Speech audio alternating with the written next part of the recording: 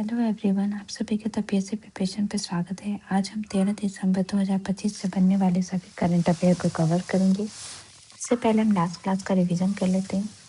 Last class में हमने पढ़ा था इस भारतीय स्मारक को यूनेस्को की 20 धरोहर विरासत की सूची में शामिल किए जाने का प्रस्ताव दिया जाएगा। सारनाथ स्तूपा। रेलवे द्वारा ई बाइक रेंटल सेवा पहली बार किस स्टेशन से शुरू किया गया है? कोझिकोड। किस देश का संचार उपग्रह ब्लूबर्ड 6 को भारत के सबसे शक्तिशाली रॉकेट LVM-3 मार्क 3 से लॉन्च किया जाएगा? तो अमेरिका का है ये। भारतीय भाषा संस्थान और भारतीय विज्ञान संस्थान द्वारा 22 भाषाओं को एक साथ जोड़ने के लिए किस ऐप को विकसित किया गया है? भाषा सागर। टाइम पत्रिका द्वारा किसे time person of the year 2025 चुना गया है? द आर्किटेक्ट ऑफ AI को।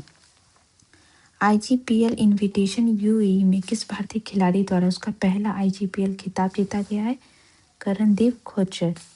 WWE के किस प्रसिद्ध खिलाड़ी द्वारा संन्यास लेने की घोषणा की गई है? तो जॉन सीना द्वारा। सऊदी अरेबिया में रेड सी इंटरनेशनल फिल्म फेस्टिवल में किस बॉलीवुड एक्ट्रेस को आयोजित गोल्डन ग्लोब हॉरिजन अवार्ड 2025 से सम्मानित किया गया है? तो आलिया भट्ट को। किस भारतीय फूड एवं डेयरी ब्रांड ने FIFA world champion Argentina team के साथ साझेदारी की है? तो अमूल। किस भारतीय राजगीर खेल एकेडमी को हॉकी के लिए सेंटर ऑफ एक्सीलेंस का दर्जा मिला है? तो बिहार का है ये। इसरो का दूसरा अंतरिक्ष बंदरगाह कहाँ बनाया गया है जिसका संचालन 2027 से शुरू किया जाएगा? तो टूटीकोण तमिलनाडु में बना है। तो ये थे लास्ट क्लास के रिवीजन। अब शुरू करते हैं आज की क्लास को। पहला क्वेश्चन है, देश में पहली बार डिजिटल जनगणना किस वर्ष शुरू की जाएगी? तो ये 2027 में शुरू की जाएगी। तो प्रधानमंत्री नरेंद्र मोदी की अध्यक्षता में केंद्रीय मंत्रिमंडल ने जनगणना 2027 के प्रस्ताव को स्वीकृति दे दी है और प्रस्ताव के अनुसार 11,718 करोड़ रुपए की लागत से देश में पहली बार ये है कि डिजिटल जनगणना कराई जाएगी।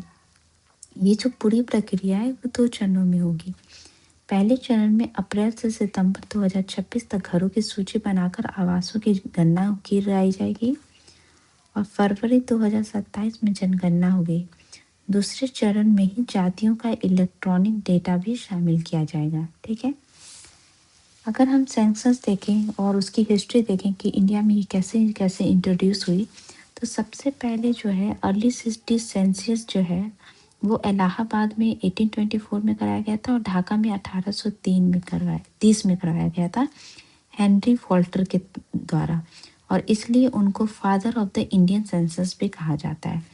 फर्स्ट नेशन वाइड सेंसस जो है 1872 में हुई थी, लॉर्ड मायो के शासनकाल में हुई थी, लेकिन ये पूरी तरीके से सफल नहीं हो पाई थी। पहला जो सक्सेसफुल सेंसस हुआ था 1881 में हुआ था लॉर्ड रिपन के शासनकाल में, और इसको कराया कौन था? WC प्लोडेन ने करवाया था।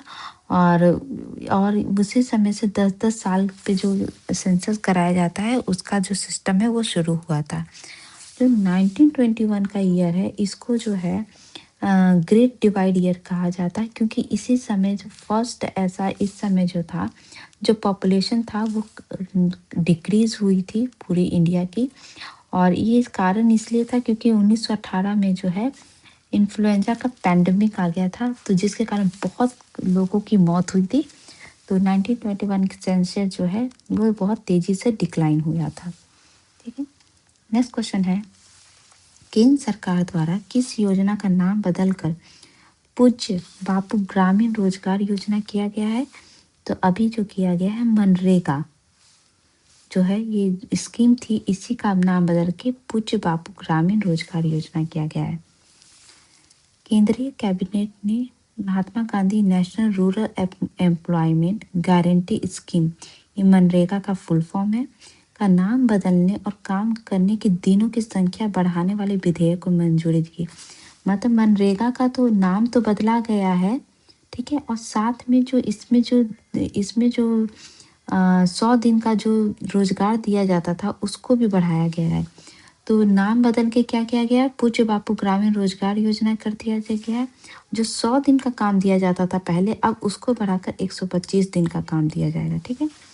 मनरेगा या नरेगा का मकसद ग्रामीण इलाकों में परिवारों की आजीविका सुरक्षा बढ़ाना है और इसके तहत जो परिवारों को साल में 100 दिन का काम दिया जाता था कम से कम। तो और ये जो अब बढ़ा के 125 दिन किया गया है। मनरेगा की जो शुरुआत है 2025 में हुई थी। ठीक है। इसके अलावा सरकार के द्वारा और भी स्कीम चलाए जाते हैं। एम्प्लॉयमेंट जनरेशन स्कीम, जिसमें है एक है PMEGP, प्रधानमंत्री एम्प्लॉयमेंट जनरेशन प्रोग्राम, प्रधानमंत्री रोजगार प्रोत्साहन योजना, नेशनल अर्बन लाइवलीहुड मिशन, आत्मनिर्भर भारत रोजगार योजना, supporting new business and internship startup India, प्रधानमंत्री कौशल विकास योजना, PM स्वनिधि जो कि माइक्रो क्रेडिट स्कीम है स्ट्रीट वेंडर्स के लिए, एम्प्लॉयमेंट लिंक इंसेंटिव स्कीम। ये कुछ इम्पॉर्टेंट स्कीम है जो गवर्नमेंट के द्वारा चलाए जाते हैं। नेक्स्ट क्वेश्चन है, स्कीम और मिशन से रिलेटेड फैक्ट को देखें तो केंद्र सरकार द्वारा चेनाब नदी पे सावरकोट परियोजना को मंजूरी मिली है। डिजिटल श्रम सेतु मिशन जो है नीति आयोग द्वारा लॉन्च किया गया है। नीति आयोग द्वारा मिशन ओरिएंटेशन लाया गया है अनऑर्गेनाइज्ड सेक्टर के लिए। PM नरेंद्र मोदी द्वारा प्रधानमंत्री धन धान कृषि योजना और दलहन आत्मनिर्भर योजना की शुरुआत दिल्ली से की गई थी। केंद्र सरकार के जो है एजुकेशन मिनिस्ट्री द्वारा higher education commission of India गठन के लिए बिल पेश किया जाएगा। इससे एक हम आगे एक क्वेश्चन भी पढ़ेंगे आज के लिए। उड़ान विंग्स ऑफ चेंज पहल जो है टाटा स्टील द्वारा लॉन्च किया गया है। केंद्र सरकार के एजुकेशन एंड डिफेंस मिनिस्ट्री द्वारा 5.0 वीरता गाथा प्रोग्राम शुरू किया गया है। आसाम गवर्नमेंट द्वारा बहुविवाह पर प्रतिबंध लगाने के लिए बिल को मंजूरी दी गई है। मनसुख मंडाविया द्वारा डिजिटल लेबर चौक मोबाइल ऐप को लॉन्च किया गया है। राजस्थान गवर्नमेंट द्वारा डिस्टर्ब एरिया एक्ट लाया गया है और उत्तराखंड द्वारा देवभूमि परिवार योजना के तहत सभी परिवारों को यूनिक नंबर दिया जाएगा और सेना पोर्टल स्कीम के द्वारा महिलाओं को प्रादेशिक सेना में शामिल किया जा रहा है और केंद्र सरकार द्वारा सभी वाणिज्यिक चालकों को सशक्त बनाने के लिए भारत टैक्सी ऐप जारी किया गया है। श्रीलंका को मानवीय सहायता देने के लिए ऑपरेशन सागर बंधु भारत के द्वारा चलाया गया था। केंद्र सरकार द्वारा जारी संचार साथी ऐप को सभी मोबाइल निर्माता कंपनी द्वारा प्रदान करना अनिवार्य किया गया है। शिक्षा मंत्रालय और UGC के सहयोग से उच्च शिक्षण संस्थाओं में एक और भारतीय भाषा सीखने के लिए सीखें एक और भारतीय भाषा अभियान चलाया जा रहा है। हाल ही में संसद से जो है टोबैको प्रोडक्ट पर हाई एक्साइज ड्यूटी लगाने को लेकर केंद्रीय एक्साइज संशोधन विधेयक 2025 पारित किया गया है। ठीक है। नेक्स्ट क्वेश्चन है, हाल में सरकार द्वारा प्रस्तावित किस बिल का नाम बदलकर विकसित भारत शिक्षा अधिक्षण विधेयक रखा गया है? तो ये रखा गया है higher education commission of India. जो बिल है जो सरकार के द्वारा इसी सेशन में लाया गया है उसी का नाम बदल कर ये किया गया है। जो higher education commission of India bill है इसके थ्रू जो जितने भी छोटे छोटे जैसे UGC हैं और भी जितने भी शिक्षण जो संस्थाएं जो एजुकेशन से रिलेटेड हैं उनको जो है एक साथ एक कंबाइंड एक इंटीग्रेटेड जो है एक कमीशन गठन किया जाएगा जो जिसके अंदर ये सारे आएंगे। तो केंद्रीय कैबिनेट ने जो है उस शिक्षा का एक ही नियामक बनाने संबंधी विधेयक को मंजूरी दी है। नई राष्ट्रीय शिक्षा नीति में जो उस शिक्षा के लिए एक ही नियामक का प्रस्ताव है जो न्यू एजुकेशन पॉलिसी लाई गई है सरकार के द्वारा, उसके द्वारा जो है हायर एजुकेशन के लिए जो है एक ही संगठन होगा। ये जो है UGC अखिल भारतीय तकनीक शिक्षा परिषद AICTE और राष्ट्रीय अध्यापक शिक्षा परिषद की जगह लेगा। प्रस्तावित कानून को पहले भारतीय उच्च शिक्षा आयोग बिल नाम दिया गया था लेकिन अब इसका नाम विकसित भारत शिक्षा अधिक्षण विधेयक रखा गया है। ठीक है। और इसमें जो आयोग बनाया जाएगा इसमें मेडिकल और लॉ कॉलेज इसमें नहीं आएंगे। इसकी भूमिका क्या रहेगी? इसका है नियमन, मान्यता और व्यावसायिक मानकों का निर्धारण करना। मतलब ये रेगुलेशन का काम करेगा, एग्रीडेशन का काम करेगा, यूनिवर्सिटी को देखेगा, टेक्निकल एजुकेशन देखेगा, टीचर की एजुकेशन को भी देखेगा, प्रोफेशनल काउंसिल देगा।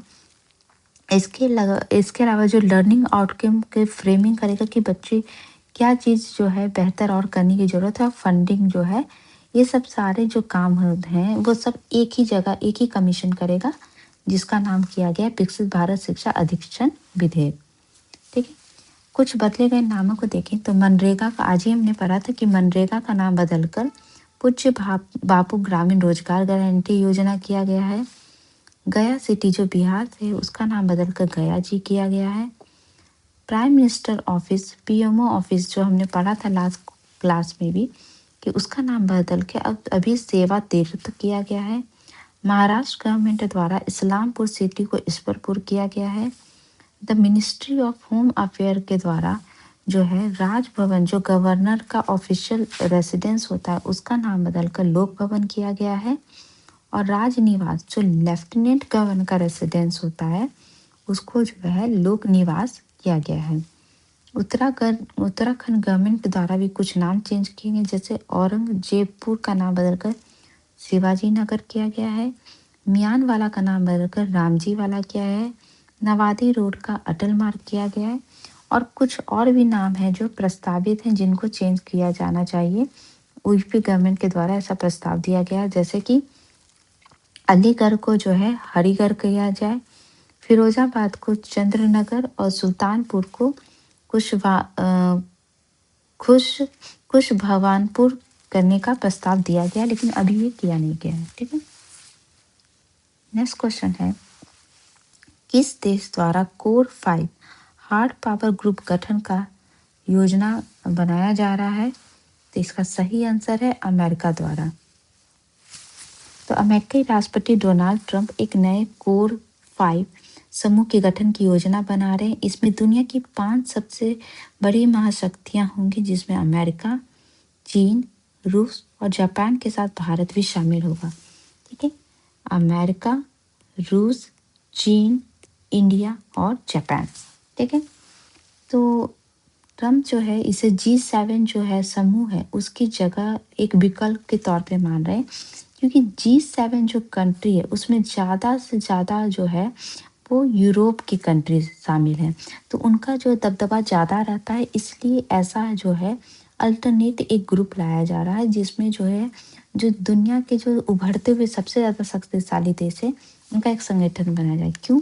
क्योंकि जो अमेरिका है ये दुनिया की सबसे बड़ी अर्थव्यवस्था है, चीन दूसरी सबसे बड़ी अर्थव्यवस्था है, जापान चौथी बड़ी इकोनॉमी है, भारत 5वीं बड़ी इकोनॉमी है, और जो रूस है वो दुनिया की 9वीं बड़ी अर्थव्यवस्था है। ठीक है, इसके अलावा कुछ और इम्पोर्टेंट संगठन देखें तो ब्रिक्स के अंदर ब्राज़ील, रशिया, इंडिया, चाइना और साउथ अफ्रीका आते हैं। ठीक है, जो G8 है, पहले G8 था, अभी जो है रशिया को हटा दिया गया है, तो G7 कंट्री जिसमें France, Germany, Italy, UK, Japan, USA, Canada है। ठीक है, रशिया अब इसका हिस्सा नहीं है, क्योंकि जब से उसने क्रीमिया का अधिग्रहण किया था, यूक्रेन रशिया की लड़ाई हुई, उसके बाद से रशिया को हटा दिया गया है। G20 जो कंट्री है इसमें ऑल मेजर इंक्लूडिंग कंट्री है, G7 तो है ही, इसके अलावा और भी कंट्री हैं। ठीक है, तो G20 के अंदर जो है यूरोपियन यूनियन आते हैं और अफ्रीकन यूनियन को भी शामिल किया गया है। ठीक है, ओपेक जो है इसमें जनरली ऑयल प्रोड्यूसिंग नेशन है, जैसे कि Saudi Arabia, Iran, Kuwait. SAARC में है अफगानिस्तान, बांग्लादेश, भूटान, इंडिया, नेपाल, मालदीव, पाकिस्तान और श्रीलंका। आसियान का देखें, इसमें साउथ ईस्ट एशियन कंट्री आती हैं, जैसे कि मलेशिया, सिंगापुर, थाईलैंड, तो ये सारी कंट्री आती हैं। ठीक है, यूरोपियन यूनियन के अंदर जनरली जो है यूरोप की सारी कंट्री आती हैं, जैसे फ्रांस, जर्मनी, इटली। यूके इसका नहीं मेंबर है, क्योंकि यूके जो है वो जो है यूरोपियन यूनियन से अलग हो गया था ब्रेक्सिट के थ्रू। ठीक है, नेक्स्ट क्वेश्चन है, किस पूर्व केंद्रीय गृह मंत्री का निधन हो गया है? तो इनका नाम है शिवराज पाटिल का। तो कांग्रेस के ये वरिष्ठ नेता थे और पूर्व केंद्रीय गृह मंत्री रह चुके हैं शिवराज पाटिल, इनका निधन हो गया है। कुछ इम्पॉर्टेंट हम निधन से देखें तो हाल फिलहाल में जो हुए हैं, तो माउंट एवरेस्ट को पहली बार फतह करने वाले दल के सदस्य रहे अंतिम व्यक्ति जो थे अंतिम शेरपा थे माउंट एवरेस्ट पे जो पहली बार फतह करने गए थे, उनका भी निधन हो गया, कांचा शेरपा। हिंदुजा ग्रुप के चेयरमैन गोपी चंद पी हिंदुजा का निधन हो गया है। इजराइल के नेगवी रेगिस्तान में कृषि करने वाले और प्रवासी भारतीय सम्मान से सम्मानित भारतवंशी एलियाहू बेजलेली का निधन हो गया है। पद्म श्री से सम्मानित रामदरस मिश्र जो एक हिंदी साहित्यकार थे, उनका भी निधन हो गया है। बॉलीवुड के दिग्गज अभिनेता धर्मेंद्र देओल का भी हाल में निधन हुआ है। इसके अलावा ब्रिटेन के पूर्व बल्लेबाज रॉबिन स्मिथ का निधन हो गया है। इटली के पूर्व दिग्गज टेनिस खिलाड़ी निकोला पेंट्रेजली का निधन हो गया है। और मेवाड़ राज कवि के नाम से प्रख्यात पंडित नरेंद्र मिश्र का निधन हो गया है। नेक्स्ट क्वेश्चन है, सरकार द्वारा हर नागरिक को बीमा देने का लक्ष्य कब तक रखा गया है? तो ये 2047 तक रखा गया है। तो देश की बीमा क्षेत्र में विदेश कंपनियों के मतलब ये सरकार का लक्ष्य तो 2047 रखा गया है। साथ में सरकार के द्वारा अभी बीमा सेक्टर में कुछ इम्पोर्टेंट जो शीतकालीन सत्र चल रहा है ना, तो उसमें बहुत सारे विधेयक लाए गए हैं और बहुत सारी चीज़ों में चेंजेस किए गए हैं। तो उसी के तहत देश की बीमा क्षेत्र में विदेश कंपनियों के प्रवेश का रास्ता साफ हो गया है। तो केंद्रीय कैबिनेट ने बीमा क्षेत्र में जो FDI है, प्रत्यक्ष विदेशी निवेश, इसको अब जो है इंश्योरेंस में 100% कर दिया है कि ठीक है, पहले 75% था, इसको बढ़ा के अभी 100% कर दिया है, ताकि जो है बीमा क्षेत्र में प्रसार बढ़ाना है। इसका मकसद गवर्नमेंट का और वृद्धि की रफ्तार बनाना है और कारोबारी सुगमता में सुधार लाने का जो है विचार है। इसलिए जो FDI अभी है 100% कर दिया है और सबको बीमा जो है 2047 तक देने का लक्ष्य रखा गया। इसके अलावा एक और इम्पोर्टेंट जो है सरकार के द्वारा अधिनियम लाए गए हैं कि परमाणु ऊर्जा क्षेत्र को निजी भागीदारी के लिए खोलने से जुड़े विधेयक को कैबिनेट में मंजूरी दे देगी। मतलब जो न्यूक्लियर एनर्जी है उसमें जो है जो प्राइवेट सेक्टर है उनका भी पार्टिसिपेशन जो है हो सके, इसके लिए एक विधेयक लाया गया है। इसका मकसद है कि 2047 तक जो है हम 100 गीगावाट जो है परमाणु ऊर्जा क्षमता हासिल करने के लक्ष्य को पूरा कर सके। तो 2047 का लक्ष्य जो है वो दो चीज़ों के लिए, एक तो 100 गीगावाट परमाणु ऊर्जा का लक्ष्य है और दूसरा जो है जो इंश्योरेंस है उसको सब तक पहुंचाने का भी लक्ष्य है। ठीक है, इसके अलावा कैबिनेट ने sustainable harnessing and advancement of nuclear energy for transforming India bill पर मुहर लगा दी है। ठीक है, इस विधेयक को इसी संसद सदन में पेश किया जाएगा। अभी ये विधेयक है, मतलब ये बिल लाया गया है और इस अगर ये बिल पास हो जाता है तो ये एक्ट बन जाएगा। ठीक है, सॉरी। कुछ इम्पोर्टेंट जो टारगेट्स गवर्नमेंट के द्वारा रखे गए हैं कि इंडियन इकोनॉमी को $5 ट्रिलियन बनाना है 2024-25 तक। 1 ट्रिलियन डिजिटल इकोनॉमी बनाना है 2025 तक। फाइबर ऑप्टिक कनेक्टिविटी हर विलेज को देना है 2025 तक। TB free India 2025। HIV AIDS को एलिमिनेट करना है 2030 तक। टू मेक मलेरिया फ्री करना है 2027 तक और उसको पूरी तरीके से हटाना है 2030 तक। सिकल सेल एनीमिया को जो है as a public health problem उसको एलिमिनेट करना है 2047 तक। लेप्रोसी को टारगेट है 2027। लिम्फेटिक फ्लेरोसिस का लक्ष्य है 2030। काला अजहर के लिए 2023 था। 20% एथेनॉल ब्लेंडिंग इन पेट्रोल 2025 था। 280 गीगावाट सोलर पावर 2030 तक है और कार्बन एमिशन जो है 1 बिलियन टन भी रिड्यूस करना है, ये लक्ष्य है। इंडियन रेलवे के द्वारा नेट जीरो कार्बन एमिशन और ग्रीन रेलवे का लक्ष्य 2030 है। 30% इलेक्ट्रिक व्हीकल जो है टारगेट अचीव करने का जो लक्ष्य है वो 2030 है। हाइड्रोफ्लोरोकार्बन रिड्यूस करना 80% से, इसका लक्ष्य 2047 है। इंडिया एनर्जी इंडिपेंडेंट और सेल्फ सफिशिएंट बनाना है 2047 तक लक्ष्य है। Self reliance in ship building by 2047 का लक्ष्य है और 100 million ton of coal gasification का लक्ष्य जो है 2030 है। 450 गीगावाट का रिन्यूएबल एनर्जी का लक्ष्य 2030 रखा गया है। ब्लेंडिंग 5% बायोडीजल इन डीजल में जो है 5% बायोडीजल का जो ब्लेंडिंग करने का लक्ष्य रखा गया 2030 है। रेबिस फ्री इंडिया का लक्ष्य 2030 है। न्यूक्लियर कैपेसिटी जो है 22,480 मेगावाट पहुंचाने का लक्ष्य 2031 है और 50,000 अमृत सरोवर का लक्ष्य 2023 रखा गया था। और एमिशन जो है इंटेंसिटी उसको जीडीपी का 45% करने का लक्ष्य जो है 2030 रखा गया। ठीक है, नेक्स्ट क्वेश्चन है, भारतीय नौसेना द्वारा किस स्वदेशी ड्राइविंग सपोर्ट क्राफ्ट श्रृंखला के पहले पोत को, ठीक है, इसको शामिल किया गया? इसका नाम है DSC A20, driving support craft A20। ठीक है, तो भारतीय नौसेना अपनी आत्मनिर्भरता की दिशा में एक और कदम उठाते हुए कोची में स्वदेशी ड्राइविंग सपोर्ट क्राफ्ट को अपने बेड़े में शामिल करने जा रही है। ये समारोह वाइस एडमिरल समीर सक्सेना के उपस्थिति में होगा। इस पोत के शामिल होने से नौसेना की ड्राइविंग और पानी के भीतर सहायता क्षमता में महत्वपूर्ण वृद्धि होगी। DSC A20 स्वदेशी रूप से डिजाइन और निर्मित 5 ड्राइविंग सपोर्ट क्राफ्ट की श्रृंखला में ये पहला पोत है और इसे कोलकाता के जो है messrs Titagarh rail system limited द्वारा बनाया गया है।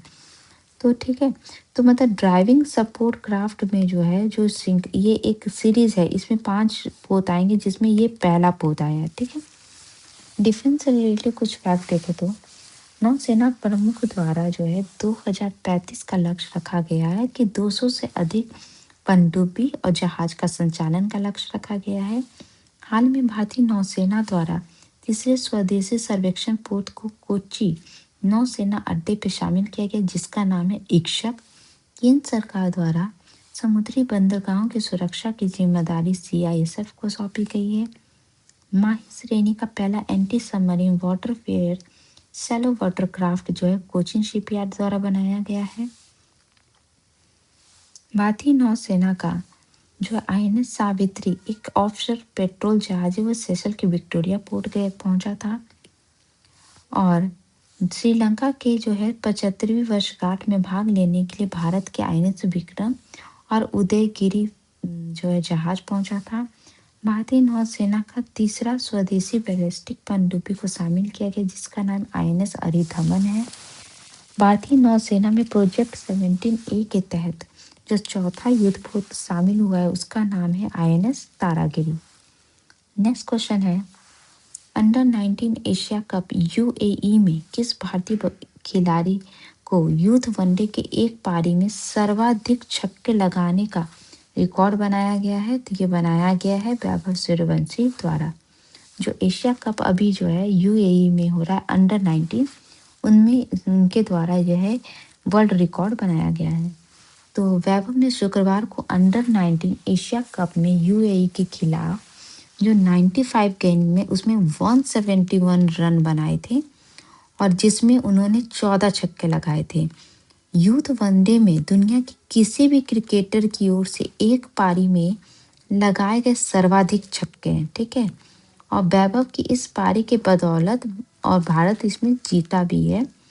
तो ये टूर्नामेंट का जो है और यूथ वनडे में भारत का अब तक सबसे बड़ा स्कोर है। तो मतलब भारत ने 433 रन बनाए थे UAE के खिलाफ और इसमें जो है वैभव सूर्यवंशी ने 95 गेंदों में 171 रन बनाए हैं।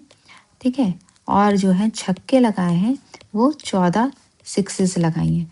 तो इसके साथ जो है वैभव सूर्यवंशी वनडे जो पारी है उसमें सर्वाधिक छक्के लगाने का रिकॉर्ड इन्हीं के द्वारा लिया गया है। सेकंड जो है वो अब बन गए हैं माइकल हिल जो ऑस्ट्रेलिया के हैं, उनके द्वारा जो है 12 छक्के लगाए गए थे। इसके अलावा युवा वनडे में किसी भारतीय द्वारा बनाया गया दूसरा सबसे बड़ा स्कोर है। ये रिकॉर्ड जो है अवांटी रायडू के नाम है, मतलब इन्होंने 171 रन बनाए हैं। ठीक है, ये दूसरे नंबर पे अब आते हैं जिनके द्वारा इतना बड़ा स्कोर बनाया गया है युवा वनडे में। और ये जो रिकॉर्ड है फर्स्ट नंबर पे अभी भी आते हैं अवांटी रायडू जो इंग्लैंड के खिलाफ उन्होंने 177 रन बनाए थे। ठीक है, रिकॉर्ड से रिलेटेड कुछ फैक्ट देखे खिलाड़ियों के द्वारा जो रिकॉर्ड बनाए गए हैं। मेजर लीग सॉकर के इतिहास में लगातार 2 बार सर्वश्रेष्ठ खिलाड़ी का खिताब जीतने वाले दूसरे खिलाड़ी बने हैं लियोनेल मेसी। साइप्रस में आयोजित फाइट कैंडिडेट्स 2026 में हिस्सा लेने एकमात्र भारतीय शतरंज खिलाड़ी पहुंचे आर प्रज्ञानंद। वनडे क्रिकेट में सर्वाधिक छक्के लगाने का रिकॉर्ड जो है रोहित शर्मा के नाम है। सबसे ज्यादा अंतर्राष्ट्रीय मैच खेलने के क्रम में रोहित विराट की जोड़ी का जो है सेकंड पोजीशन है। फाइट रैंकिंग पाने वाले सबसे युवा खिलाड़ी हैं सरवज्ञ सिंह कुशवाहा। भारत में आयोजित विश्व मुक्केबाज चैंपियनशिप में भारत ने 20 मेडल जीते थे। 11 गिनीज वर्ल्ड रिकॉर्ड रखने वाली भारत की पहली महिला स्केटर बनी है जानवी जिंदल।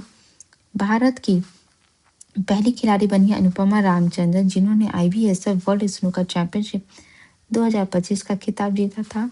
पुरुषों को हराकर अपना पहला पेशेवर खिताब जीतने वाली पहली भारतीय गोल्फर बनी थी प्रणवी उर्स।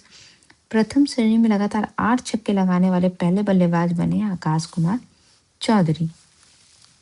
कुछ फर्स्ट इन वर्ल्ड से रिलेटेड फैक्ट का रिवीजन कर लें तो दुनिया का पहला स्वचालित 3 व्हीलर स्वयं गति जो है मेगा के द्वारा लॉन्च किया गया है। पहली बार जो है सारा मुलेली चर्च ऑफ इंग्लैंड का नेतृत्व किया जाएगा इनके द्वारा। मालदीव जो है ये ऐसा पहला देश बन गया है जिसने ट्रिपल उन्मूलन हासिल करने वाला ये दुनिया का पहला देश बन गया जिसमें इसने HIV सिप्सेल और हेपेटाइटिस जो है बीमारी इसके लिए ट्रिपल उन्मूलन जो है कार्यक्रम हासिल कर लिया है। इसके अलावा जो गैलेक्सी आई है ये पहली ऐसी कंपनी है जिसके द्वारा 2026 तक दुनिया का पहला multi sensor earth observation satellite launch किया जाएगा। अरुणाचल प्रदेश में जो है पहली बार सांप, मेढक और छिपकली की 12 नई प्रजातियां एक साथ खोजी गई हैं। दुनिया का सबसे बड़ा पुरातात्विक संग्रहालय इजिप्ट में है। न्यूक्लियर हथियार की संख्या के मामले में रशिया टॉप पे है। और चाइना के द्वारा पहला उड़ने वाला कार का ट्रायल प्रोडक्शन शुरू किया गया है। दुनिया के सबसे हाईएस्ट फाइटर कैपेबल एयरबेस का नाम न्यूमा एयरबेस है जिसका हाल में उद्घाटन किया गया है। दुनिया का पहला ब्लैक टाइगर सफारी उड़ीसा के मयूरभंज में शुरू किया गया है। चाइना के द्वारा दुनिया का पहला तैरता हुआ द्वीप बनाया गया है। अमेरिका के जो 95 ईयर्स रेमन हेंडो को गिनीज वर्ल्ड बुक रिकॉर्ड्स ने दुनिया का सबसे बुजुर्ग बस चालक घोषित किया है। प्रधानमंत्री नरेंद्र मोदी द्वारा जो है गोवा में दुनिया का सबसे ऊंचा 77 फीट की राम की प्रतिमा का अनावरण किया गया है। विश्व की पहली कल की कथा उत्तर प्रदेश में आयोजित हो रही है। और WHO द्वारा मोटापे के दीर्घकालिक इलाज के लिए पहली बार GLP-1 थेरेपी की मंजूरी दी गई है। 16 साल से कम उम्र के बच्चों पर प्रतिबंध लगाने वाला पहला देश बना है। इंटरनेट पे प्रतिबंध लगाने वाला जो पहला देश बना है वो बना है ऑस्ट्रेलिया। तो ये थे लास्ट क्लास के रिवीजन और जितने भी हमने पढ़े हैं आज के इम्पोर्टेंट करंट अफेयर। अगर आपको कंटेंट अच्छा लगा तो प्लीज़ चैनल को लाइक शेयर सब्सक्राइब जरूर करिएगा। Thank you so much.